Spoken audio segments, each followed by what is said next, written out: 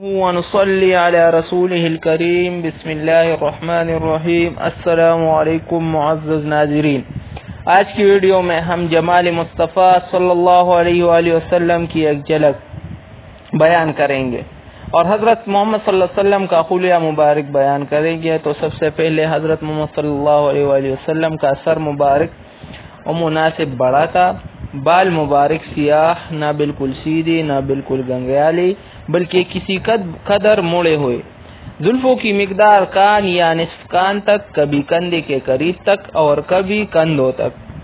زلفوں کا انداز آسانی سے مانگ نکلتی تو نکال لیتے۔ رنگ مبارک نہایت چمکدار، سفید سرخی مائل، ایسی چمک دمک جس میں گندمی رنگ تھا۔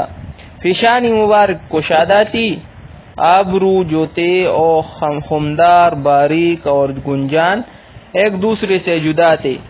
پھل کے مبارک دراز تھے، مبارک آنکھیں بڑی بڑی، آنکھوں کی پتلی سیاہ تھی، آنکھوں کی سفیدی میں سرخ ڈورے پڑے ہوئے تھے۔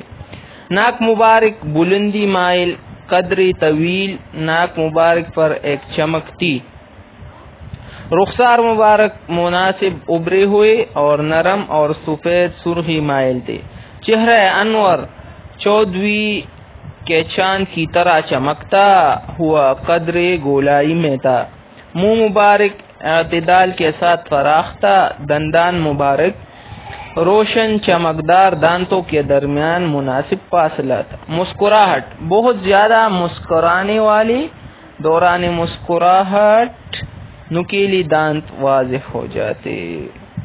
داڑھی مبارک گھنی اور گنجان تھی، گردن مبارک نہایت خوبصورت اور لمبی، رنگ میں چاندی جیسی صاف و شفاف تھی۔